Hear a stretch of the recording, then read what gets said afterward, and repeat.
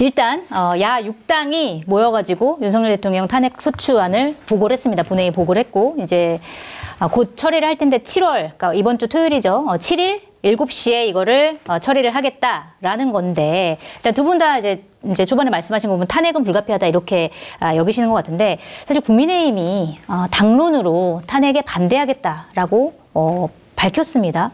자, 그러면 이번에 토요일에 탄핵 통과될 가능성이 있을까요? 어떻게 보세요? 전 뭐 정말 애매하게 모르겠더라고요. 반반 봅니다. 제가 네. 오늘 국민의힘에서 그래도 좀 나름 상식적이다 하는 분하고 길게 좀 얘기를 했었는데 그분은 이제 제가 볼 때는 명확하게 언급은 안 했지만 제가 볼 때는 탄핵을 원하고 탄핵이 맞다고 생각을 해요. 네. 하지만 이제 본인이 얘기했을 때 여러 것 때문에 일단 본인은 모호하게 얘기를 하는데 그런데 그분 얘기가 사실은 탄핵에 찬성하는 의원들이 그렇게 많지는 않은 것 같다. 그래요? 네. 네. 네. 그러니까 뭐 탄핵 트라우마도 있을 것이고 그다음에 이제 국민의힘 내부에서는 그러면 사실은 이재명 대표 때 바로 가는데 이런 부분을 꺼리는 것도 있고 그래서 뭔가 여기에 대한 조치는 필요하다고 생각하는데 탄핵에 찬성하는 본인이 이제 여러 명의 가능성 있는 분들 얘기를 좀 들었나 봐요. 네. 그런데 그렇게 많지는 않은 것 같다 하더라고요. 그런데 사실은 뭐 108명이나 국회의원이 있기 때문에 이런 말도 안 되는 상황에서 108명에서 8명이라도 상식적인 행동을 못 한다고 저는 그걸 믿고 싶진 않아요. 근데 그래서 토요일 날 가결될 가능성도 있다고 보는데 아까 그분 말을 들으니까 안 될 수도 있겠구나. 그래서 반반이에요. 반반이다. 네. 어떻게 보세요? 저는 탄핵된다고 봐요. 그래요? 이렇게 지금 말도 안 되는 일을 벌인 대통령을 아무리 집권여당 의원들이라고 하지만 그냥 두고 본다? 가만둔다? 그런 것은 국회의원으로서 자격이 없겠죠. 네. 대통령을 무작정 옹호하는 그런 국회의원들도 있겠죠. 하지만은 양심이 있고 양식이 있는 국회의원들도 있기 때문에 국민들이 정말 불안하잖아요. 송채 반장이 안 불안해요? 불안하죠. 갑자기 이 시간에 또 뭐 뭔 짓을 할지 모르잖아요. 네. 그러한 대통령을 가만둔다? 그러지 않을 것 같아요. 그래서 최소한 저는 분명히 200표를 넘을 네. 그런 이탈표가 나오지 않을까 그렇게 싶어요. 꼭 그랬으면 좋겠다라는 생각도 들고 네. 그럴 수 있을 거라는 좀 생각도 들고 왜냐하면 오늘 국민의힘 5명의 의원들이 네. 3가지 요구를 했잖아요. 사과해라. 임기단축 개헌해라. 네. 그 임기단축 개헌 안 하면은 결국에는 안 받아들이면 어떻게 하겠냐고. 탄핵에 대해서 저희가 고민해 보겠습니다. 이런 거는 당론하고는 지금 다른 입장을 냈잖아요. 네. 무기명 비밀 투표입니다. 분명히 대통령의 저런 불안한 모습을 일단 직무정지 시켜야 되겠다. 그 이후에 어쨌든 보수를 뭐 재건을 하든 리셋을 하든 그건 나중 문제다. 일단은 대통령의 위험도를 국민들에게 직접적으로 영향력 행사하지 못하게 해야 된다. 그런 생각을 가진 의원들이 최소한 8명 이상은 될 것이다. 그래서 저는 탄핵이 될 가능성이 높다라고 네. 보여집니다. 그런데 왜 국민의힘은 탄핵 반대를 당론으로 정한 걸까요? 지금 이렇게 국민적인 여론이 탄핵해야 된다는 여론이 높은데. 하나예요. 뭐예요? 탄핵됐다. 네. 그래서 헌재에서 탄핵 심판이 받아들여졌다. 조기 대선한다. 그러면은 이재명 민주당 대표가 대통령 된다. 네. 그리고 우린 뒤졌다. 이렇게 생각하는 거예요. 단순한 거예요. 이재명 대표가 대통령 되는 것은 정말 이거는 무조건 막아야 된다는 생각을 갖고 있는 거죠. 네. 그래서 분명히 윤석열 대통령이 잘못됐고 대통령직을 수행하기에는 문제가 많은 사람이다라고 생각을 하더라도 이재명 대표가 대통령 되는 것이 더 두렵고 무섭고 네. 안 된다고 생각을 하기 때문에 조기 대선은 있어서는 안 된다라는 생각 때문에 탄핵 반대를 당론으로 한 것으로 보여집니다. 어떤 이해관계 때문에 명분을 줘버린 거네요? 어떻게 보면? 그런 식으로 국민에서 그렇게 나오는데 거기에 대한 프레임이 이제 2가지가 있습니다. 첫 번째가 홍준표 시장이 얘기했던 이건 해프닝이다. 그러니까 어차피 현재까지는 실패한 쿠데타잖아요. 네. 그러니까 해프닝으로 치부하는 거예요. 뭔가 엉성한 것들을 해프닝이라고 치부해서 문제를 사건 자체를 별것 아닌 것처럼 보여주는 거죠. 근데 누군가 예를 들더라고요. 총을 쐈는데 총알이 옆으로 간 거다. 이게 어떻게 아무것도 아니냐. 그렇잖아요. 네. 몇몇 국회에 그날 모인 의원들이 하는 얘기는 체포될 수도 있겠구나 내가. 그러면 무슨 고문을 받을 수도 있겠구나. 왜냐하면 우리에게 계엄이라는 건 그런 모습이거든요. 요즘 있는 분들은 사실은 뭐 계엄 시대 저도 초등학교 때 계엄이 있었지만 모르지만 사실은 예를 들어서 80년에 있었던 얘기를 어느 정도 클 때 다 들었고 봤으니까 그런 문제거든요. 네. 그러니까 그런 공포를 느끼면서 간 거거든요. 근데 실패했다고 해서 현재까지는 해서 그냥 이거를 해프닝으로 치부한다? 또 하나 예를 들어 김민전 의원이나 나경원 의원이나 또 모시기 의원이 있던데 그분도 오죽했으면 네. 그런 취지로 얘기를 해요. 민주당이 잘못이다. 김민전 의원은 눈물까지 흘렸다고 하죠. 네. 국민 유권자들이 이분들이 지금 하는 행태를 다 기억해야 돼요. 나중에 가면 또 잊고 그러는데 네. 오죽했으면 대통령이 안쓰러워서 눈물을 흘리는 비상계엄을 2024년에 아무것도 없던 그날 저녁에 저는 지인들과 술자를 갔었는데 그냥 평온한 그렇죠. 다들 그 일상이었어요. 일상이었죠. 그 일상인 도시에 장갑차가 헬기가 군인이 총을 들고 그것도 민의의 전당인 의회에 간 거예요. 이게 어떻게 아무것도 아니고 그 대통령이 아이고 누가 뭐 그런 얘기도 나왔다면서요. 외로웠을 때 누가 벗을 해줬냐. 말벗이라도 해줄 걸 그랬다. 네. 네. 그분들 다 이름 공개해서 다 기억을 하고 다 박제를 해야 됩니다. 네. 민주주의를 지켜야 될 의원들이 저는 솔직히 자잘한 잘못들은 다 있을 수도 사람이 살면서 그럴 수도 있다고 봐요. 이건 엄청나게 심대한 잘못이에요. 그렇죠. 그거를 묻고 지나가요. 그거 한 종류가 또 하나는 앞서도 얘기했지만 계속 이 미치고 망상의 세계에 있는 난폭한 아이가 큰 칼을 휘두르고 있잖아요. 네. 그 칼 뺏는 게 우선 실질적인 공부예요. 이 다음에 뭔 짓을 할지 몰라요. 그런데 그걸 어떻게 직무정지를 안 하고 놔둡니까? 알겠습니다. 자, 이 중에서 더 의문인 게 한동훈 국민의힘 대표예요. 그러니까 사실 의총 그다음에 그 대통령을 만나오기 전에는 좀 세게 얘기를 많이 했는데 예를 들어서 대통령이 탈당해야 된다 이거는 뭐 지금도 주장을 하고 있는데 다만 탄핵은 아니다. 탄핵은 자기도 맞겠다. 이렇게 얘기를 했어요. 자, 한동훈 대표의 이 판단 어떻게 봐야 돼요? 사실 개소리죠. 자, 위헌인데 탄핵은 아니다. 말이 됩니까? 네. 위헌적인 행동이 그냥 위헌적인 게 아니잖아요. 우리가 예를 들어서 뭐 양평고속도로랄지 뭐 최상병 사건도 물론 중요하죠. 도이치모터스, 검찰 권력에 저희가 늘 했던 표현이 있습니다. 권력의 공정성의 문제, 그것도 권력의 정점인 대통령 권력이 과연 공정하게 행사되느냐, 그걸 지켜볼 필요가 있다. 네. 그 얘기를 많이 했었는데 이건 차원이 완전 다른 문제예요. 군대를 대통령이 동원해서 국민의 기본권을 전방위적으로 제한하려고 했던 거예요. 네. 그걸 어떻게 위헌인데 위헌이라는 말이 뭐 너무 광범위하게 쓰여서 그런데 차원이 완전 다른 문제입니다. 제가 한 방송에서 이런 얘기 했는데 트럼프가 대선에 진 뒤에 4년 전에 진 뒤에 의사당에 이 시위대가 난입했을 때 그것도 엄청나게 미국에 부끄러움이 있었잖아요. 그렇죠. 그때는 그냥 시위대가 난입한 거예요. 이번엔 대통령이 직접 군인을 시켜서 난입시킨 거예요. 네. 그것과도 차원이 다른 문제예요. 근데 탄핵은 안 된다? 네. 개소리죠. 저도 방송에서도 그 얘기를 했지만 한동훈 대표가 10시 49분인가요? 바로 위헌 위법적인 비상계엄이고 잘못됐다. 네, 잘못됐다. 맞겠다. 이 메시지 되게 잘 냈고 사실 집권여당 대표가 그런 메시지를 냈기 때문에 나중에 현장에 투입된 군인들도 만약 그런 얘기 또는 국방부에 있던 관료들 어쨌든 사령관들도 연관된 사람들이 그런 얘기를 집권여당 대표가 얘기를 했다면은 들었으면 아 이건 실패했구나라고 이렇게 어떤 헤게모니에서 네. 작동할 수가 있어요. 그렇죠. 그래서 되게 의미 있는 발언이라고 생각하는데 그 다음에 탄핵은 안 된다? 이건 말도 안 되는 얘기죠. 네. 알겠습니다. 개소리다. 이렇게 평가를 해주셨어요. 어떻게 보세요? 한동훈 대표가 겁먹은 거죠. 본인은 이제 오늘 최고위원 회의 때 네. 당대표로서 민심과 당심을 다 살펴야 한다. 네. 그런 곤혹스러운 얘기를 했는데 겁먹은 것 같아요. 어쨌든 이 후폭풍, 탄핵을 찬성하고 탄핵하는 데 앞장섰을 때 과연 내가 보수파 진영에서 네. 배신자 소리를 듣지 않고 어이구 잘했네. 차기 대권 후보 맞네. 이러한 평가를 받을 것이냐 네. 아니면은 저 배신자네 이런 평가를 받을 것이냐에 대한 고민이 있었던 것 같아요. 한동훈 대표의 처지와 상황을 이해하지 못하는 건 아니지만 저는 중요한 정치적인 선택의 기로에 섰다고 보여지거든요. 네. 당대표로 끝날래? 아니면은 한번 지도자로 선택될 수 있는 중요한 계기를 활용할래? 그렇게 말씀드리고 싶어요. 여론조사 나왔잖아요. 네. 국민의 73% 넘는 분들이 탄핵 찬성하고 있어요. 네, 맞습니다. 그럼 국민의 뜻에 맞게 당 대표라든지 국회의원들은 그 뜻에 맞게 본인들의 선택을 해야죠.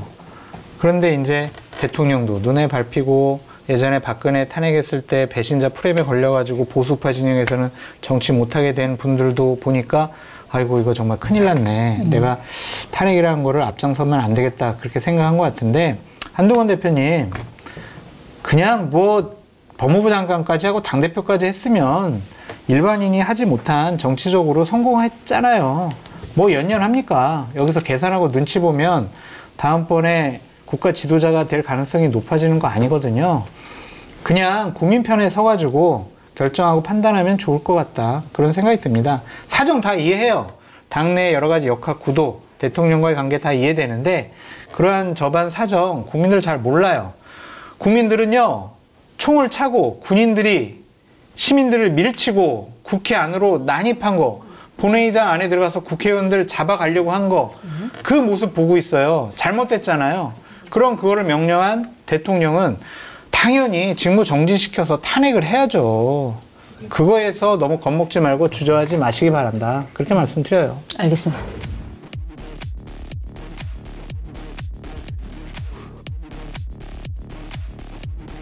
방금 말씀하신 대로 리얼미터 조사 결과가 나왔습니다. 지난 4일에 전국 만 18살 이상 유권자 504명을 대상으로 조사를 했는데 탄핵에 찬성한다 73.6% 나왔습니다. 중앙선거 여론조사심의위원회 홈페이지를 참조하시면 되고요.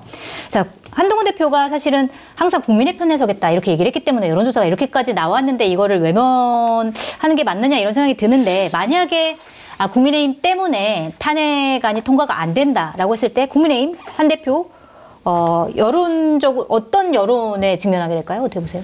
저는 결국은 탄핵이 될 거라고 봐요. 시기상의 문제고. 지금 안 되더라도. 지금 안 되더라도. 네.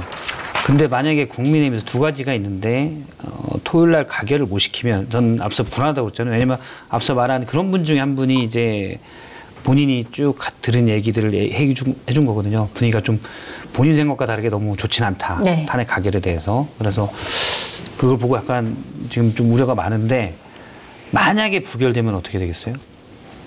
광화문 집회, 그 다음 날부터 일요일 난리가 날 겁니다. 네. 그러면 평시에도 비상계엄을 선포하고 정말 도저히 일반인은 상상도 할 수 없는 일을 저지르는 대통령이 시위가 커지면 어떻게 하겠어요? 뭔 짓을 할지 몰라요. 더 위험한 상황이 네. 벌어질 수 있다. 결국에는 시민이 이길 겁니다. 네. 결국에는 시민이 이기고 역사는 늘 그래왔어요. 그런데 그 과정에서 많은 시민들이 다칠 수도 있고 경찰이 다칠 수도 있고 군인이 다칠 수도 있어요.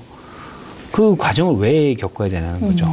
거기에 한동훈 대표의 책임이 들어가 있죠. 있을 수 있다. 자, 가장 기본적으로는 앞서 제가 개소리라고 표현했지만 그러니까 뭐 잠깐 상황을 보면 예를 들어서 뭐 비유를 하자면 한동훈 대표는 모범생 스타일인 게 있거든요. 위의 지시에 좀 잘 따르고 뭔가 주어진 성과를 최대한 잘 하려는 효율적으로 잘 하려는 그런 약간 학교 다닐 때 모범생 같은 까칠한 모범생 같은 스타일이 있어요. 네. 모범생이라 해서 모범적이진 않아요. 예를 들어서 까칠한 반장 정도로 생각하면 될 것 같아요. 네. 근데 뒤에 일진들이 싸우니까 좀 덩치 큰 애 싸우니까 야 너희들 조용히 해! 라고 했거든요. 근데 걔네들이 움찔했다가 잠깐만 너 일로 와봐. 그러니까 이러고부터 선생님 부르시는데? 그리고 간격이에요 지금. 네. 그런 격이에요. 네. 메시지는 멋있게 내는 것 같지만 실질적으로 본인에게 위험이나 또는 본인이 불리할 것 같으면 꽁무니를 빼요. 지금도 그런 모습이 비춰지는 겁니다. 그래서 뭐 고민 끝에 새벽까지 고민을 엄청나게 했다 하는데 이런 짓을 저지른 더구나 아주 간단하게 얘기해보죠. 나의 보험 상태를 객관적으로 체크해 공정한 평가와 합리적 대안을 제시하는 마이보험 체크는 보험 가입자의 이익을 최우선으로 각종 보험을 고객의 상황에 맞게 맞춤형으로 리모델링해드립니다. 마이보험 체크는 생명보험협회와 손해보험협회에 등록된 보험 대리점 소속입니다. 홈페이지는 한글로 마이보험체크.com으로 접속하시고 전화는 1800-7917입니다. 믿고 먹는 수산병과 통영인에서 야심차게 신제품을 준비했습니다. 힘내라 통영굴전인데요. 신선한 통영산 생굴에 고추 송송 계란옷을 입혀 전통 조리 방식으로 만들었습니다. 싱싱한 통영생굴의 매콤한 양념에 환상궁합, 불무침도 준비했습니다. 유튜브 고정 댓글 링크 또는 네이버에서 통영해인을 검색하세요. 시청자 여러분의 많은 구매 부탁드립니다. 보육원 같은 시설에 사는 아이들은 만 18살이 되면 법적으로 보호가 종료되어 보육원을 나와 홀로 자립해야 합니다. 18의 나이에 누구보다 빨리 어른이 되어야 하는 18 어른. 자립준비 청년들의 생계 문제를 넘어 건강한 자립을 고민하는 아름다운 재단의 고민에 함께해 주시기 바랍니다. 검색창에 아름다운 재단을 검색하시면 18 어른의 이야기와 만나실 수 있습니다. 실패한 쿠데타잖아요. 네. 현재까지는. 제가 현재까지는 계속 단서를 붙이는 건 앞으로 또 일어날 수 있기 이자가 때문에. 어떤 짓을 또 할지 모르기 때문에 현재까지라고 붙이는 겁니다. 근데 어쨌든 실패한 쿠데타인데 그 자리에 계속 있어요. 그 역사에 전 세계적으로 없는 일입니다. 네. 그렇잖아요. 전 세계도 없는 일이에요. 그걸 용인해 주자고 하는 거예요. 왜? 자기 지지자들이 혼란스러우니까 또는 제가 더 싫으니까. 네. 이거는 그것과 비교할 만한 일이 아닙니다. 그리고 한동훈 대표한테 만약에 지금의 뭐 시간이 길어지고 만약에 제 생각과 달리 국민들이 또 잊어간다고 하더라도 국민의힘 또 한동훈 대표는 뭐가 되냐면 계속 친계엄 세력이라는 낙인이 찍혀집니다. 네. 한동훈 대표의 정치적 미래는 없어요. 네. 자, 대선 주자가 대통령이 됐을 때 가장 먼저 하는 선서가 뭡니까? 헌법 수호예요. 근데 헌법 수호인데 헌법을 어긴 그것도 위헌이고 네. 그것도 계엄령이라는 걸 통해서 헌법을 어긴 대통령을 수호한 거잖아요. 네. 그러면 그런 한동훈 대표가 어떻게 만약에 대통령이 돼서 이런 선서를 할 수 있습니까? 안 되죠. 네. 그 질문들은 계속 나올 겁니다. 국민의힘에서는 다음 대선에서 뭐 우리가 그러면 진다, 정권을 내준다 이런 얘기 하겠지만 친계엄 세력이 되는 순간 그 대선 주자는 대선 국면에서 이 질문에 어떠한 대답도 못하게 돼 있어요. 네. 그래서 이번에 지더라도 제가 이제 친한계 사람들 만나면 얘기를 해요. 이번에 지더라도 이번에 그냥 질폭해라. 그러고 해도 그래야 미래가 있다. 네. 네. 또 아직 젊으니까 좀 장기적으로 좀 봤으면 좋겠는데 어쨌든 어떻게 될 당대표 거죠? 연연해서 뭐 할 거예요. 국가 지도자가 될 사람이면 당연히 국민의 뜻과 의사에 반하는 행동을 하면 지도자 안 됩니다. 네. 그 뜻에 맞게 행동하세요. 용기 내세요. 알겠습니다. 자, 사실 7일에 윤석열 대통령 탄핵안뿐만이 아니라 김건희 특검법도 재표결을 하는데 그러니까 사실 민주당이 원래는 12월 10일에 한다고 했다가 이거를 7일로 당긴 이유는 국민의힘이 대통령 탄핵안 우리 반대한다. 그래서 본회의 참석 안 하겠다. 이렇게 얘기를 하니까 자, 니네들 본회의 참석 안 하면 김건희 특검법 통과된다. 왜냐하면 김건희 특검법 재표결 같은 경우에는 재적 의원 과반 이상 출석에 그 출석 의원 3분의 2 이상만 찬성하면 되기 때문에 국민의힘 의원들이 안 들어와도 사실은 통과가 가능해요. 근데 이 두 개를 7일 본회의에서 통과시키려고 하는데 좀 김건희 특검법은 어떻게 되는 걸까요? 이거 어떻게 된다고 보세요? 통과될 것 같아요, 이거는. 그러니까 자, 그럼 국민의힘 의원들이 안 들어온 상황에서? 탄핵에 대해서는 반대 당론을 공식적으로 얘기를 했는데 네. 이 김건희 여사 특검은 지금 뒷전이잖아요. 그래서 그냥 탄핵은 반대하고 김건희 여사 특검 정도는 자유투표에서 네. 통과시키려고 하지 않을까, 언급을 하지 않지 않을까. 그런 이제 좀 본회의에는 생각이 듭니다. 들어온다? 본회의 들어가겠죠. 네. 근데 이걸 가지고 민주당, 이건 그냥 이 표결할 때는 안 들어가고 저 표결할 때는 들어가고 그러기 때문에 같이 한다고 해서 뭐 그렇게 큰 전략적인 효과가 있다고 보여지기는 어렵거든요. 네. 근데 이제 같이 묶어서 함으로써 좀 윤석열 대통령 부부에 대한 국민적인 분노를 좀 끌어올리려고 하는 것이 아니냐. 좀 그런 생각도 듭니다. 만약에 국민의힘이 본회의 들어가서 김건희 특검법 반대하고 그다음에 싹 나가서 네. 윤석열 대통령 탄핵안 안 하고 네. 이러면 사실 둘 다 통과가 안 되는 거잖아요. 그럴 그러네요. 가능성이 있어요? 그렇게라도 한번 연구를 해보겠죠. 근데 그게 국민의힘의 생명력을 과연 유지시키는 걸까? 국민들이 저런 집단에 대해서 다시 선거가 오면 찍어줄까? 선택을 할까? 국민에게 완전히 버림받는 모습을 보이는 것이다. 그렇게 보여져요. 어쨌든 김건희 여사 특검, 윤석열 대통령 탄핵, 국민 다수가 찬성하잖아요. 네. 그 찬성에 맞게 해야지. 그럼 24% 정도가 반대한다. 우리 편이다. 24% 갖고 선거 이길 수 있어요? 못 이겨요. 꿈도 꾸지 마세요. 국민의 뜻에 맞게 국민의힘 의원들이 용기를 내시라. 그렇게 말씀드립니다. 알겠습니다. 김건희 특검법은 어떻게 될까요? 그것도 당연히 해야죠. 네, 해야 되고 저는 사실 그래서 제가 이제 몇몇 물어본 분들은 탄핵은 힘들어도 나머지 특검법은 좀 되지 않을까요? 이렇게 의견들을 얘기는 하곤 하는데 네. 지금 국민의힘 의원들이 해낸 행태를 봐서는 그것도 장담할 수 없을 것 같아요. 그래요. 네. 그리고 지금 뭐 오늘 보도가 됐죠. SBS도 보도하고 그다음에 노컷뉴스도 왔는데 선관위를 네. 먼저 계엄군이 갔잖아요. 네. 그것도 뭐 얘기가 되는 거죠. 네. 네. 그런 걸 보면은 약간 이 프레임 전환을 또 시도하는 것 같아요. 어떻게 해요? 국민의힘이? 네. 국민의힘 내부에서 그러니까 국민의힘이라기보다는 그 윤석열 대통령이 네. 얘기하고 김용현 장관이 SBS 보도 따르면은 김용현 전 장관이 왜 선관위를 갔냐. 대통령이 10시 23분부터 10시 27분까지 비상계엄을 선포하고 담화문을 읽고 근데 10시 30분에 사실 국회보다 더 빨리 네. 계엄군이 간 데가 선관이에요. 네. 일단 선발대가 갔고 정보관리국이라는 데를 갔고 네. 그다음에 여론조사 보는 곳도 갔다고 그러더라고요. 근데 거기에 대해서 왜 갔냐라고 물어보니까 김용현 장관이 부정선거 의혹에 대한 자료를 확보하러 갔다라고 얘기를 하더라고요. 계엄군이요? 계엄군이 그렇게 갔다고 네. 김용현 전 장관이 얘기를 했다는 거예요. 그러니까 계엄군이 왜 그거를 가지러 가는 거죠? 그래서 이거는 보다는 그러니까 근데 제일 중요한 게 어떻게 보면 뭐 독재자가 네. 계엄령을 할 때 어쨌든 국회에 대한 게 예전까지 제일 상례했잖아요. 그런데 선관위를 더 먼저 갔어요.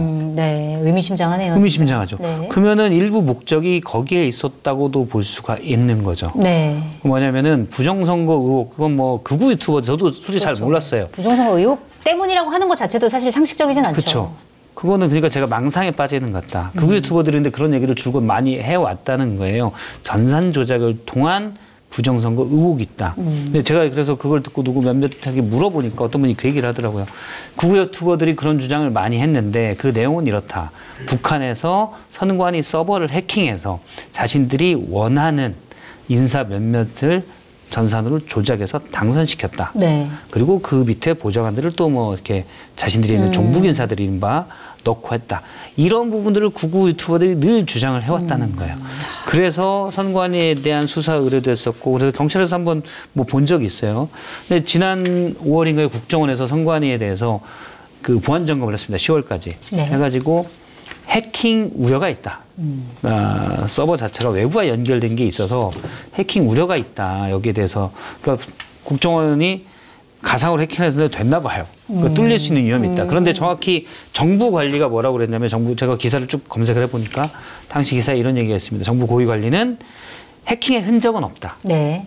그러니까 지금 상태가 국정원이 5달 동안 전문가들이 본 결과 이거 위험한데 라는 건 들지만 그 전에 해킹되는 정황이나 흔적은 없다라고 했다는 네. 거예요. 그런데 대통령은 거기에 망상에 빠져가지고 자 선관위나 이런 데 잘 협조가 안 되고 하니까 계엄군 투입해서 그 해킹 조작, 전산 조작의 증거를 확보하자. 이런 목적이라는 거예요. 자 그러면 지금 대통령이 그러니까 의아해하는 선관위, 그다음에 네. 야당 대표, 여당 대표 국회의장, 그다음에 김어준 정수, 네. 그다음에 의사들, 그러니까 이런 식으로 자기가 뭔가 적이라고 생각하는 곳에 집중적으로 뭔가 계엄군이 투입된 그런 측면이 있는 거네요. 그래서 비상계엄 선포할 때 보면 곳곳에서 뭐 종북 세력의 체제 전복, 네. 그게 사실은 그 선관위의 전산 조작으로 이루어진 북한 해킹, 네. 근데 아마 내부에서도 접조작이 있을 것으로 볼 수 있죠. 대통령이 그런 것으로 봐서. 이걸 조사하면 이제 선관위가 데이터를 안 내서 못 봤었는데 이번에 계엄군을 투입해서 그 데이터를 가지고 와서 밝혀내서 이 종북세를 뿌리 뽑겠다. 네. 이런 망상에 빠질 수 있다는 거죠. 망상이다. 선관위에 투입된 것도 망상의 일종이다. 근데 네. 아직 그건 사실은 확인은 안 된 거잖아요. 물론 저는 전혀 안 믿지만 극우 유튜버들이 계속 주장했고 거기에 대해서 물론 선관위는 그런 게 없다라고 했었고 선관위의 정확한 워딩은 뭐였냐면 과거의 극우 유튜버 주장에 대해서 그게 이루어지려면 전산 조작이 이루어지려면 선관위 다수의 사람들이 관여돼야 되는데 상식적으로 그럴 일은 없다. 물론 저희도 상식적으로 그럴 수 있다고 생각하죠. 근데 행여나 그런 의혹을 대통령이 가질 수도 있다고 봐요. 전혀 상식적이지 않지만. 네.